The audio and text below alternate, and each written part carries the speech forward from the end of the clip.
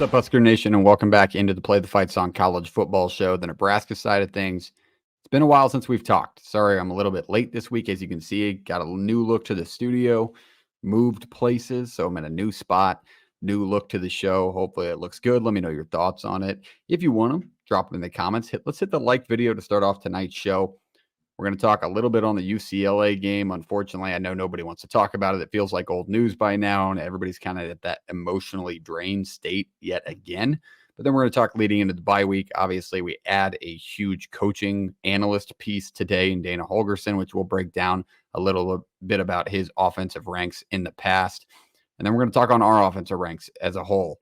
And maybe why that move was made. I think everybody kind of has an idea of it. Everybody's sick and tired of the screen game, the play calling, just the offensive production in general. We'll break all that down tonight in a good discussion format where you want to drop your comments. Let me know. I'll respond to them. Let's start a back and forth here. It's a fan perspective. It's a fan show. Now we will go to the Play the Fight Song College Football Show, 7 p.m. Central. Check it out tonight. We're going to preview 5 marquee matchups in college football of Week 11. Unfortunately, Nebraska is on a bye, so they will not be talked about. But we are going to break down some SEC and Big 12 matchups this week. So check that out live tonight at 7 p.m. Central. With that, let's go into the UCLA recap. Nebraska falls to UCLA 27-20.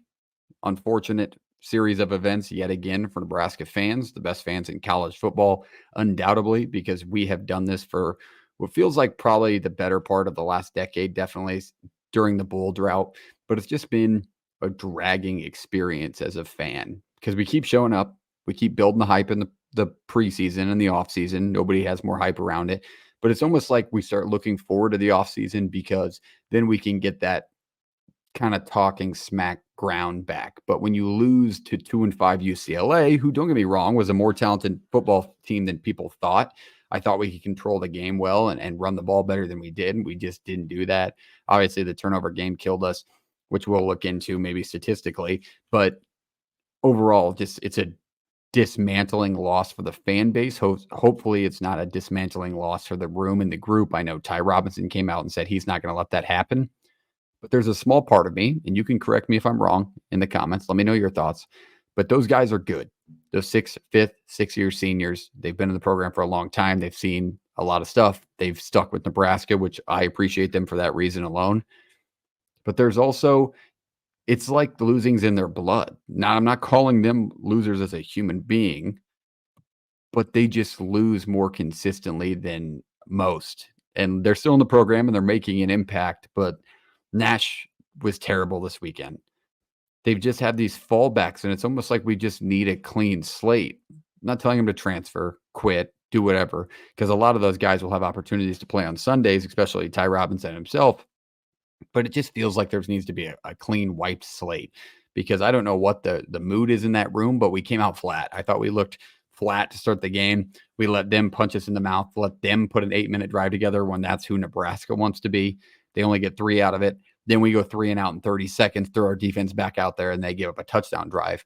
That's a really tough spot for a team to be, especially when they can't get anything going on the offensive side of the ball in other weeks. How the hell would we respond to that?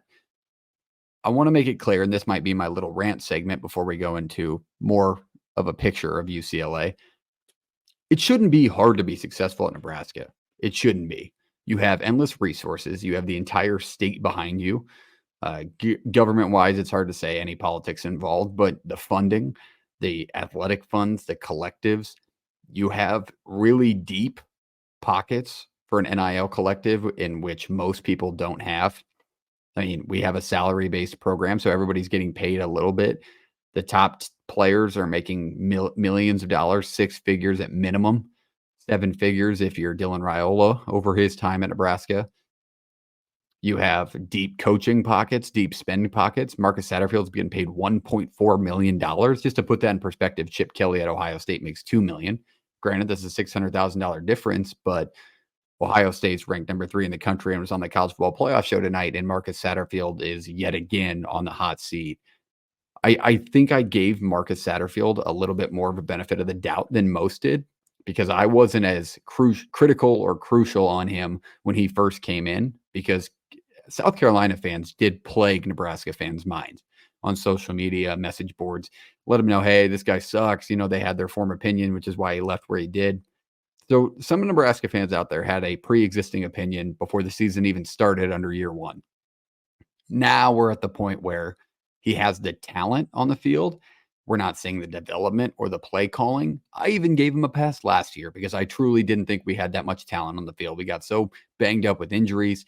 I thought our wide receiving core was significantly weaker than it is now, but it's not appearing to be because we haven't seen developmental players or moves in the wide receiver room this year, which is why I talked on maybe Garrett McGuire should lose his job probably at 24 years old. He'll obviously bounce back, or 25, whatever it is now. Those things need to change. And Holgorsen is a good start for the offensive unit as an analyst. But like Garrett McGuire is still out there. And I think he deserves almost as much slack as Satterfield does. At the end of the day, he works for Satterfield and Rhule. But that group's been brutal, man, because Dylan's had some time in the pocket. Sometimes he holds it too long, but we cannot get open. It's a huge problem. So that needs to be marked down to start it off. Going into the individual game, let's talk statistically. Rhule, 14 for 27, 177 yards, a touchdown and a pick. Obviously, that pick is the pick six. Change the game around, start the first play of the second half. Just kind of feels like everything's south from there. But Nebraska did answer back late in the game, made something out of it. We had to cut it to a one-score game, and losing a one-score game, it's Nebraska. Dowdell, 17 carries, 61 yards, 2 scores. I really felt like he's kind of picked it up in the back half. He's had a good last couple of weeks. We need that to happen. Yards per carry wise, he's still floating around the 3 range, which is not where you want to be. But over the course of the game, he's gotten better. But I don't think they get him enough touches consistently to kind of build that momentum and rhythm in his game. But he does a decent job at it. At least he has in the second half of the season. Isaiah Naylor, 4 receptions, 89 yards. Pretty good game. Made a couple of impressive catches. Nice touchdown catch in the corner on a fade ball from Dylan. And then on the defensive side of things, I thought Deshaun Singleton, who took a few bad angles on the game. Let me clarify by saying that he was pretty good. 8 tackles, all 8 of them solo. That's pretty impressive. The Nebraska defense as a unit only posting 2 sacks is an absolute joke. I get their offense is built around getting the ball out, but it's not even remotely close to Indiana's offense of getting the ball out quickly. And Garber kind of carved us up. At times, he absolutely carved us up. On the flip side, UCLA sacked Nebraska 4 times and had 7 tackles for loss. And then the Black Shirts posted 2 sacks and 4 tackles for loss. In no way, shape, or form for that UCLA defense, no matter how much they blitz, should they outperform the talent that Nebraska has on defense, ever. It should never happen. And it happened again. You fall flat on your face in front of 90,000 with a chance to go bowling. It just feels like these situations keep coming up to where we're never going to go bowling because we can't get over the hump. Like, it's like we put so much pressure on ourselves to get that 6th win. But like, this should be a game where you opened up as a 10-point favorite. You're a talented team, and you come in and let a 2-5 team basically punch you in the face and say, dude, you're not that good. But instead of responding in the face of adversity and punching back immediately, you kind of fall flat. This group, again, struggles with adversity, which is unacceptable in this uniform. So those things need to change, and they need to change as fast as can be because it's been the same problem the last 7 years. Comparing statistics again, 8.8 yards per pass on the UCLA side of things throughout the game. Granted, those numbers are skewed with the deep bomb that they scored on, which is terrible coverage. But then 139 yards rushing for UCLA, 113 on the side of Nebraska. You're a run first, establish the run offense, and you get outrushed by UCLA, who can't run the football, who doesn't want to run the football, who throws it 65, 70% of the time within their RPO schemes. Can't happen. 9 penalties for UCLA for 62 yards. I'm not sure Nebraska gets to 20 points if they don't have unsportsmanlike conduct penalties, like multiple times. Multiple times throughout the game, UCLA shot themselves in the foot, which is what Nebraska is used to doing. And still, they just couldn't get it done, even with the team doing that. Because Nebraska only got called for 2 penalties for 15 yards and still lost the football game.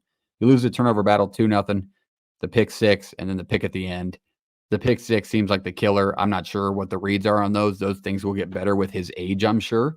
I'm sure Glenn Thomas being in the room will be helpful, but he needs to take some strides because really I thought Dylan's kind of sagged off in this back half of the season when it comes to throwing the football especially. But again, I really do think that has everything to do with the receivers. So we'll see what happens in the adjustments that's made in that room, but some things need to change. And obviously it's a good start to change when you're bringing in guys like Holgorsen and kind of hopefully putting Satterfield in the back half of the play calling sheet. Just in the game in general, my thoughts on it. This could be a little ranty as well.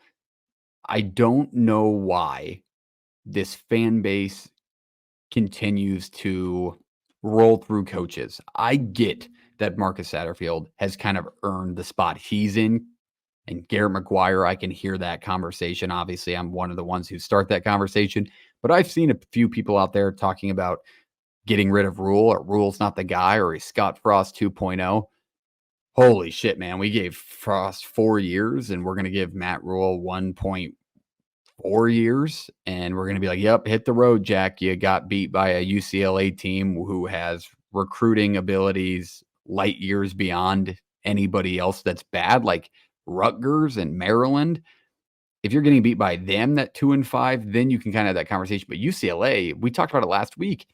They can recruit guys from California. I mean, that it's endless talented athletes out there, and they have deep pockets. They have California-based pockets. It's not a collective that's a ton of money, even remotely close to Nebraska's $10 million roster, but it's still a talented roster, and they out-schemed us. They came off a bye and out-schemed Nebraska the same way Illinois did 3 weeks ago. Those things will get better as the staff gets set in stone, but obviously those staff changes need to happen now. I think asking to fire Matt Rhule in my book is clinically insane. It just, you hit the panic button after losing to what a team has with a bad record. If UCLA was 5-2 and we lost that game that way, would we ask to fire the head coach, or is it just the record next to their name that you're saying that? Because they played the 5th toughest schedule in college football. A talented team, really talented team. And I'm not calling you an idiot for asking to fire a coach, but it's about as close as I can call you to it when you're asking to fire a coach at this point in the season, because there are teams out there that should considerably be actually firing their coach. Purdue being one of them. Ryan Walters, that's a guy you can be like, yeah, he shouldn't have a job tomorrow, and he's in year 2. That's what a product looks like. Now, I get it, it's Nebraska. It's a different story. However, it's still a better football team a little bit. On the defensive side, we've taken a step back, in my opinion. The offensive side, pretty much the same, just with better talent, which is why the conversation can be heard about Satterfield. So within the game, I don't want to say it's a good thing, or I'm calling you dumb for having your thoughts. Let me know what you think on what I've said with McGuire down below. I think McGuire needs to go as much as Satterfield. Satterfield, obviously, I think is going to take a back seat with the Holgorsen addition, or at least have a better idea in mind of what to do when it comes to the schematics of the game. Losing at home is never fun. It sucks. Of course it sucks. It's never a good thing to lose a football game. However, that's a talented football team. And Nebraska's got 3 opportunities in front of them, 2 that are realistically, I think Nebraska can get all 3. I really do think Nebraska can get all 3 if they play a 4-quarter football game. But we haven't seen them play a 4-quarter football game all season. Not even the Colorado game, because they fell off in the second half offensively.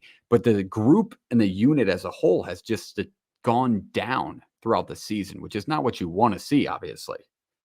So with that, those 3 games that are on the schedule, let's kind of talk about the opportunities ahead. Maybe not for the team, but for this guy. Should he be out of the program? Does it make sense to fire him immediately? Or are you okay with him sticking around as a tight ends coach?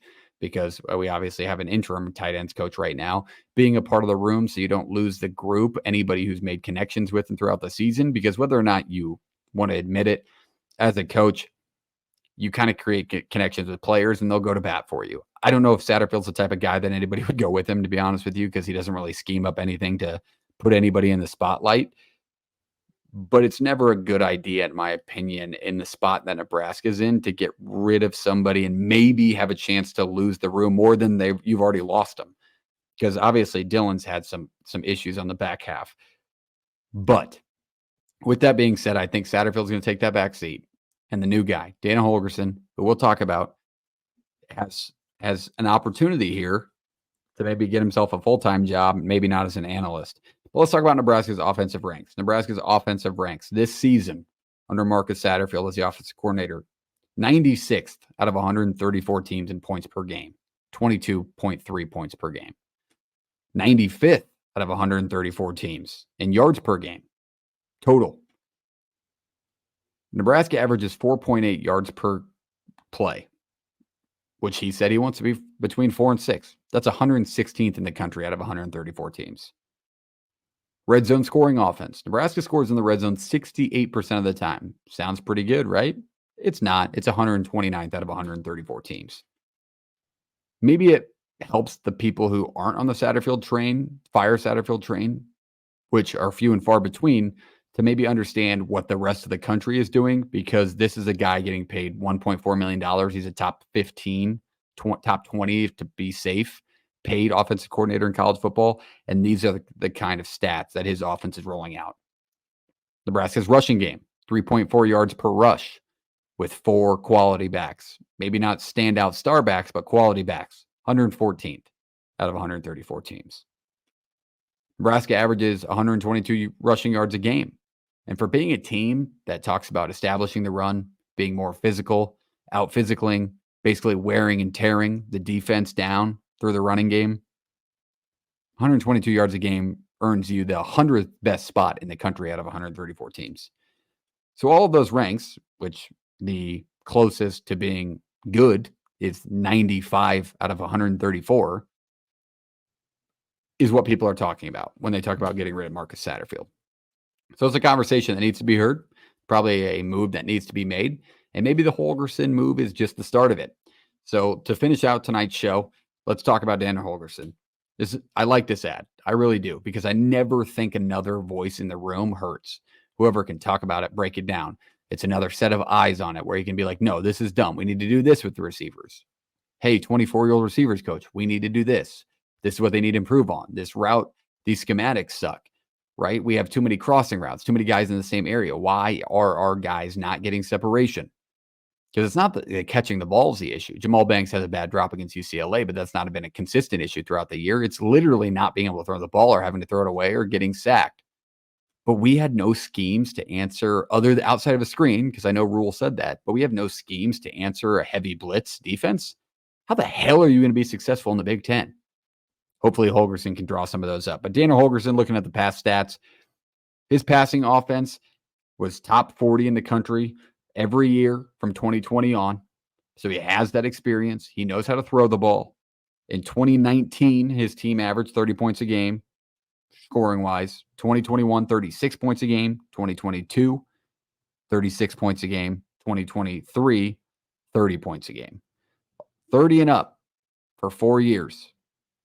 We're at 22. Would an extra 8 points a game help Nebraska? Yes. Would Nebraska have beat UCLA if they had an extra 8 points? Yes.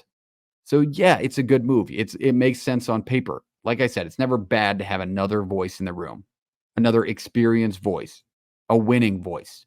Now, the downside of it in my mind, is it a rushing fix at all? Because Holgorsen ran the air raid 65, 70% of the time passing offenses, most places he was at, especially through his successful times, they could throw the football. I told you about the top passing offenses in the top 40 from 2020 on. Do we want to be the team that passes the ball, or does that kind of contradict your head coach in saying you want to run the football? So I don't know if it's a mind game from Rhule saying that he wants to run the football and then throwing it as much as Nebraska does, because we throw it pretty consistently with any other team that's a pro style 50-50 split. I wouldn't say we're run heavy by any means. Maybe that's the quality of backs issue. And I know we have a couple of guys coming in that can offer to that, but it's a good ad. Nonetheless, it's a good ad. I like it. Let me know your thoughts on Holgorsen. If you think it's dumb, if you think it's a good move, if you're excited for it, drop a comment. Let me know. But that's kind of what I wanted to go to tonight. Shorter video. We got a bye week, so we'll be back next week to break down everything USC, who's going to play a backup quarterback against this Nebraska group in the following week. But we have a lot to break down. I appreciate you being here. We'll see you next time. Like I said, reminder, Shop No Rivals, our great partner. I don't know if I brought them up yet, but check out shopnorivals.com, premium collegiate headwear. Use the code PTFS at checkout for free shipping on any of the cool hats you find. Shout out No Rivals, shopnorivals.com today. On the other side, hit the like on the video. If you love Husker football, if you love people creating content that's somewhat interesting, like I'm trying to do, let me know how I can improve the videos. If you think I'm dumb, let me know. Just drop a comment. I'll make some changes, but I appreciate you being here, spending time out of your schedule to listen to me speak about Nebraska. Hopefully you come back and see us again. So hit that subscribe button. We'll see you next week. I love you. Go Big Red.